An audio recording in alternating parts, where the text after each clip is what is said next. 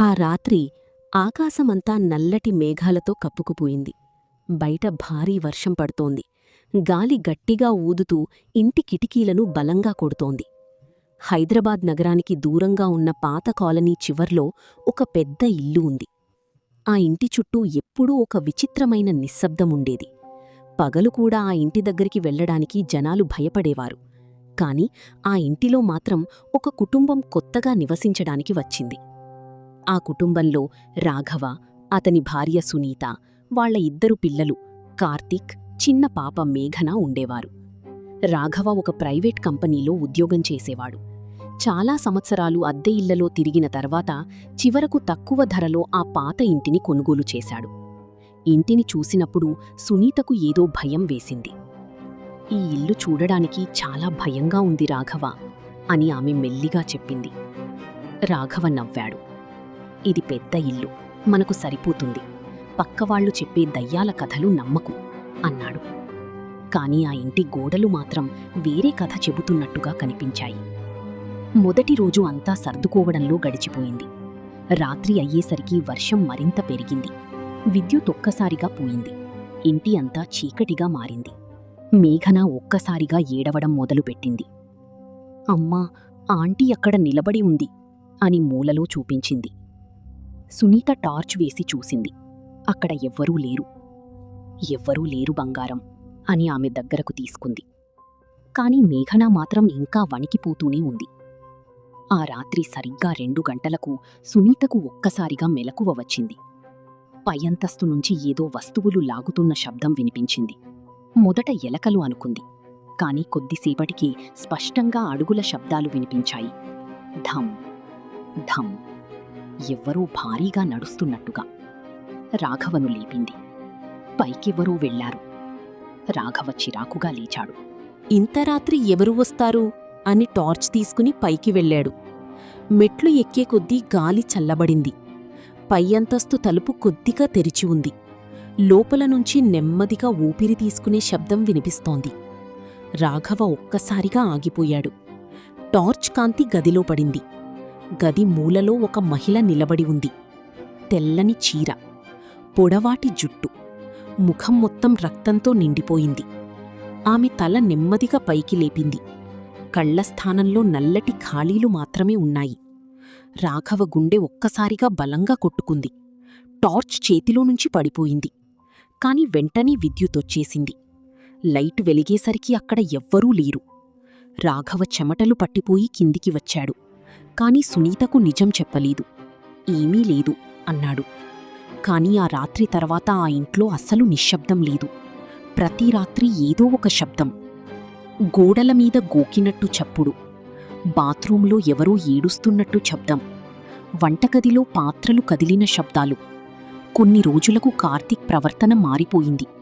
ముందెప్పుడూ నవ్వే పిల్లవాడు ఇప్పుడు ఒంటరిగా కూర్చుని గోడను చూస్తూ మాట్లాడడం మొదలుపెట్టాడు. ఒకరోజు సునీత అడిగింది, "ఎవరితో మాట్లాడుతున్నావు?" కార్తీక్ నెమ్మదిగా నవ్వాడు. "ఆంటీతో." "ఏ ఆంటీ?" "పై అంతస్తులో ఉండే ఆంటీ." సునీత గుండెల్లో చలి పుట్టింది. ఎలా ఉంటుంది ఆ ఆంటీ?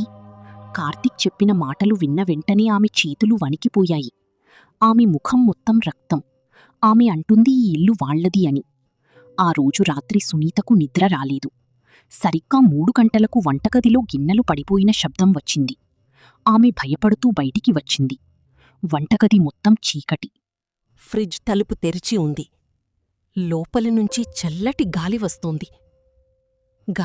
వెనుక నుంచి ఒక మహిళ గట్టిగా నవ్వింది. సునీత ఒక్కసారిగా వెనక్కి తిరిగింది.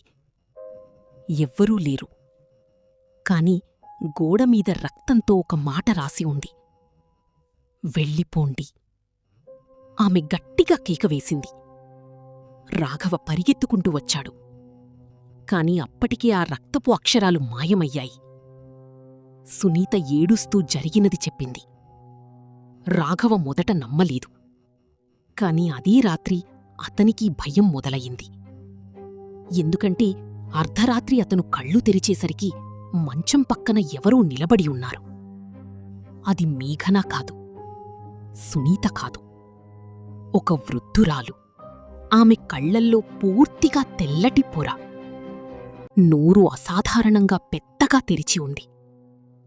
ఆమె మెల్లిగా దగ్గరకు వంగింది. ఈ ఇల్లు మాదే అని భయంకరమైన గొంతుతో చెప్పింది. రాఘవ గట్టిగా అరవగాని ఆ రూపం మాయమయ్యింది. ఆ తర్వాత ప్రతిరోజూ మరింత భయంకరంగా మారింది. మేఘన రాత్రిళ్ళు నిద్రలో లేచి ఇంటి వెనుక ఉన్న పాత బావి దగ్గరకు వెళ్లడం మొదలుపెట్టింది. ఒకరోజు సునీత గమనించింది. చిన్న పాప బావి అంచుపై నిలబడి ఎవరో కనిపించని వ్యక్తితో మాట్లాడుతోంది. అమ్మా, ఆంటీ నన్ను లోపలికి రమ్మంటోంది అంది. సునీత వెంటనే పాపను లాగేసుకుంది. అప్పుడే బావి లోపలనుంచి ఎవరో గట్టిగా నవ్విన శబ్దం వచ్చింది. ఆమె భయంతో వెనక్కి చూసింది. బావి నీటిలో ఒక మహిళ ముఖం కనిపించింది. రక్తంతో నిండిన కళ్ళు, వికారమైన నవ్వు. అది ఒక్కసారిగా నీటిలో మాయమయ్యింది. ఆ రోజు తర్వాత సునీత ఆ ఇంటిని వదిలి వెళ్లాలని పట్టుబట్టింది. కాని రాఘవకి డబ్బు సమస్య. ఇది మన భ్రమ మాత్రమే అని ఒప్పించే ప్రయత్నం చేశాడు. కాని అదే రాత్రి అసలు భయం మొదలైంది. కార్తీక్ ఒక్కసారిగా అరుస్తూ నేలమీద పడిపోయాడు. అతని శరీరం అసాధారణంగా వంకర తిరిగింది. కళ్ళు పూర్తిగా తెల్లబడిపోయాయి. అతని గొంతులోనుంచి ఒక మహిళ స్వరం వచ్చింది. మీరు ఎందుకొచ్చారు? సునీత గుండె ఆగిపోయినట్టయింది. కార్తీక్ నవ్వడం మొదలుపెట్టాడు. అది పిల్లవాడి నవ్వు కాదు, ఒక పెద్ద మహిళ భయంకరమైన నవ్వు. ఇంటి లైట్లు ఒక్కసారిగా ఆన్ ఆఫ్ అవుతున్నాయి. గోడల మీద నల్లటి నీడలు కదులుతున్నాయి. కార్తీక్ ఒక్కసారిగా పైకి లేచాడు. ఆమె కోపంగా ఉంది అన్నాడు. ఎవరు అని రాఘవ వణుకుతూ అడిగాడు. కార్తీక్ నెమ్మదిగా తల తిప్పాడు. బావిలో చనిపోయిన అమ్మాయి. అప్పుడే ఇంటి పై అంతస్తు నుంచి ఒక పెద్ద శబ్దం వచ్చింది. థం! ఎవరో భారీగా దూకినట్టుగా. వాళ్లు భయంతో పైకి చూశారు. మెట్ల దగ్గర ఒక మహిళ నిలబడి ఉంది. ఆమె జుట్టు నేల వరకు వేలాడుతోంది. ముఖం చీలిపోయి ఉంది. కళ్లనుంచి రక్తం కారుతోంది. ఆమె నెమ్మదిగా మెట్లు దిగడం మొదలుపెట్టింది.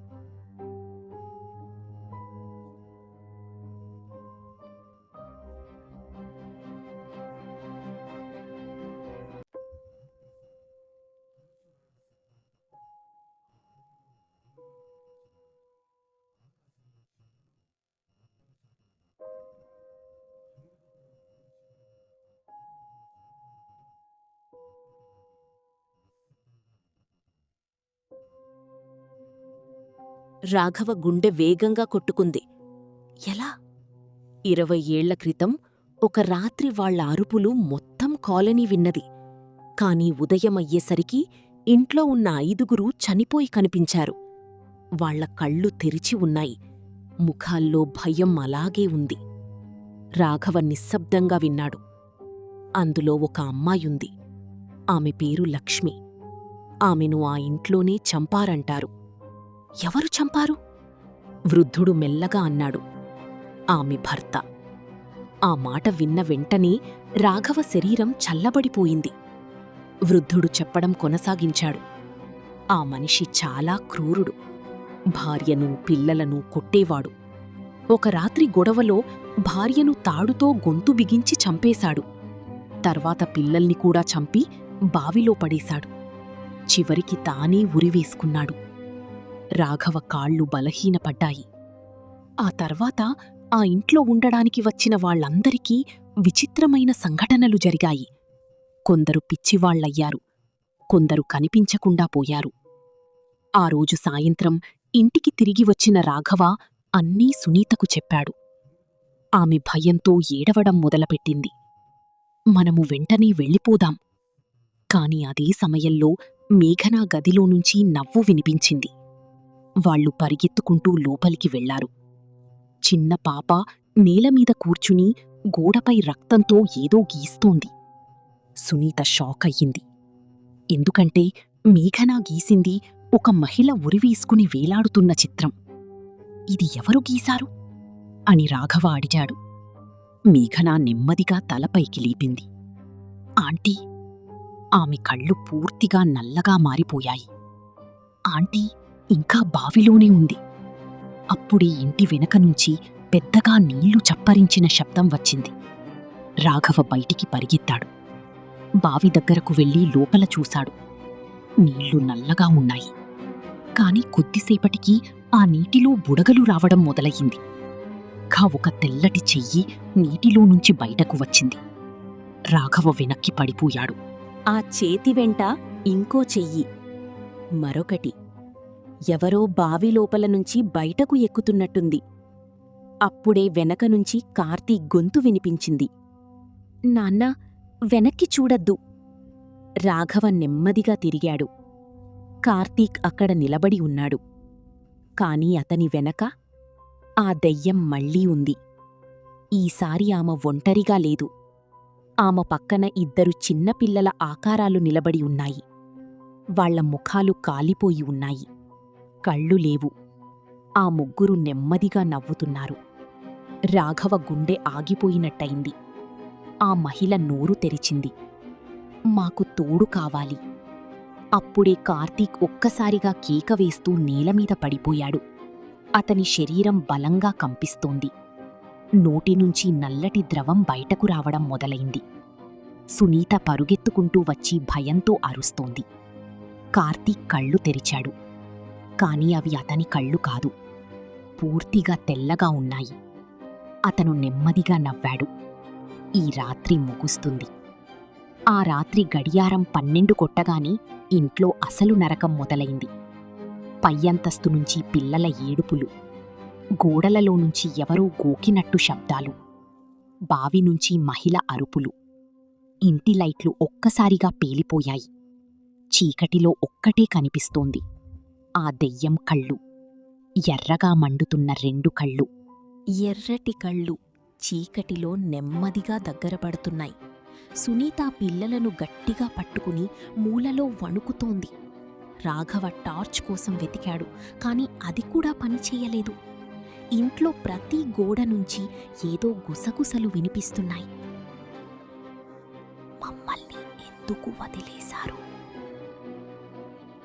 మాకు న్యాయం చేయండి. మేమింకా బతికే ఉన్నాం.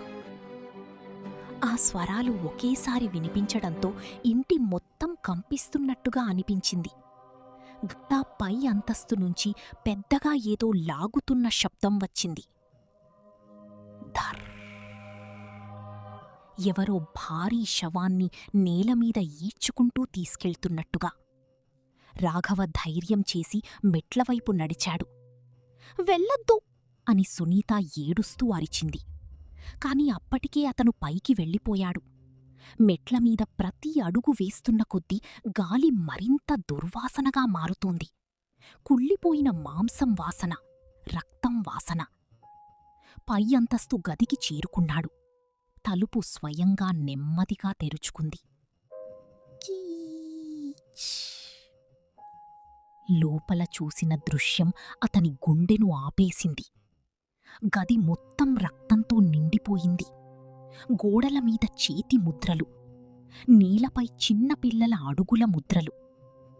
గది మధ్యలో ఒక మహిళ వెనక్కి తిరిగి కూర్చుంది. ఆమె పొడవాటి జుట్టు నేల వరకు వేలాడుతోంది. ఆమె చేతిలో ఒక చిన్న పిల్లవాడి బొమ్మ ఉంది. రాఘవ నెమ్మదిగా అడిగాడు, "నువ్వు లక్ష్మివా?" ఆమె కదలలేదు. కాని కొద్దిసేపటికి ఆమె నవ్వడం మొదలుపెట్టింది. మొదట మెల్లిగా, తర్వాత గట్టిగా. ఆ నవ్వు ఒక్కసారిగా ఏడుపుగా మారింది. ఆమె తల నెమ్మదిగా వెనక్కి తిరిగింది. ఆమె ముఖం చూసిన క్షణం రాఘవ ఊపిరి ఆగిపోయింది. ఆమె కళ్ళు కుట్టేశారు.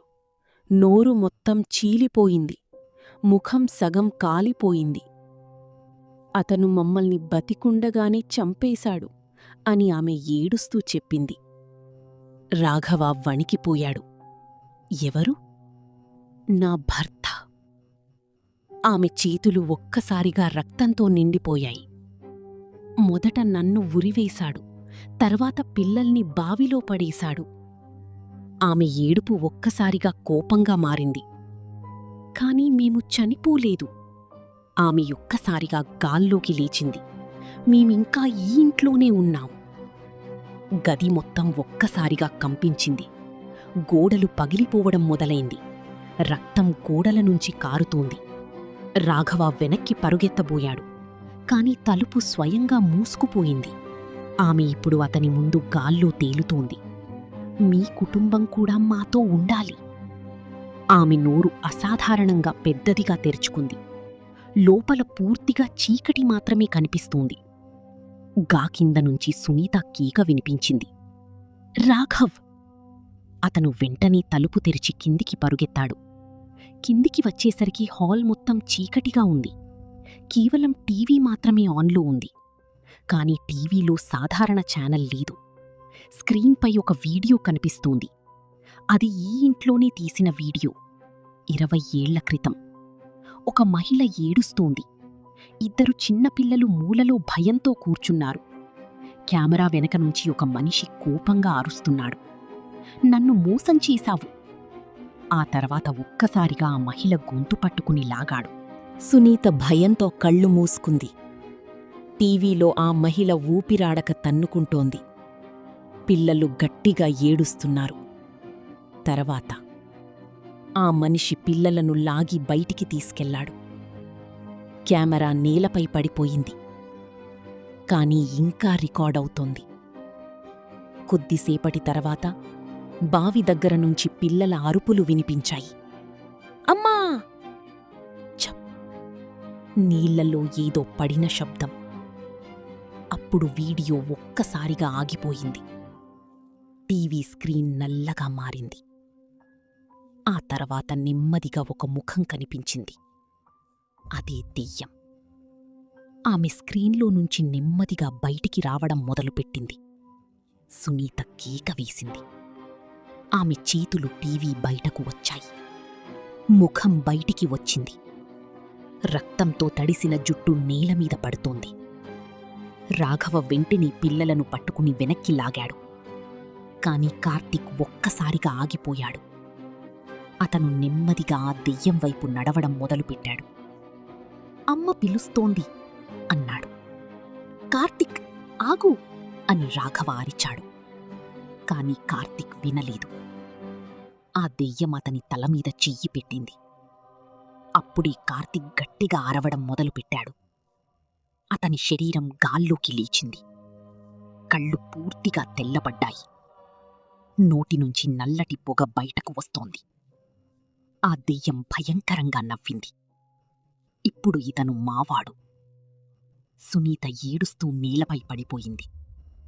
రాఘవ ధైర్యం చేసి దగ్గరలో ఉన్న దేవుడి ఫోటో తీసి ఆమెవైపు విసిరాడు.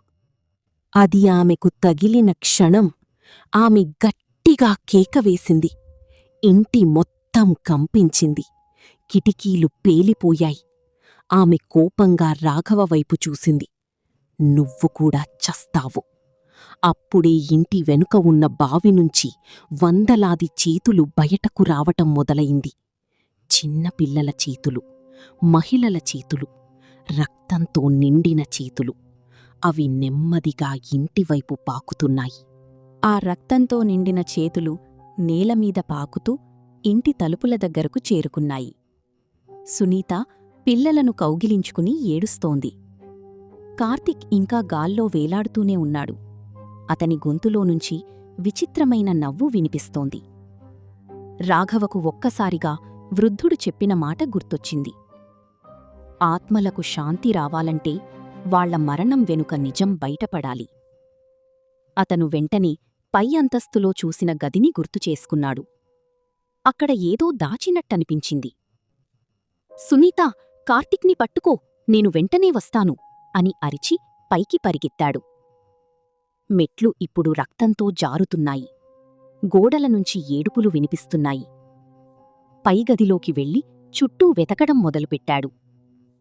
ఒక్కసారిగా నేలకిందనుంచి టక్ టక్ అనే శబ్దం వచ్చింది. అతను పాత చెక్క పలకలను తొలగించాడు. కింద ఒక చిన్న ఇనుప పెట్టె ఉంది. చేతులు వణుకుతూ దాన్ని తెరిచాడు. లోపల పాత ఫోటోలు, కొన్ని వార్తాపత్రికలు, ఇంకా ఒక డైరీ ఉన్నాయి. డైరీ మొదటి పేజీ మీద ఇలా రాసి ఉంది: నా పేరు లక్ష్మి. నా భర్త మాధవ్ మమ్మల్ని చంపేస్తాడు. రాఘవ గుండె వేగంగా కొట్టుకుంది. అతను వేగంగా పేజీలు తిప్పాడు.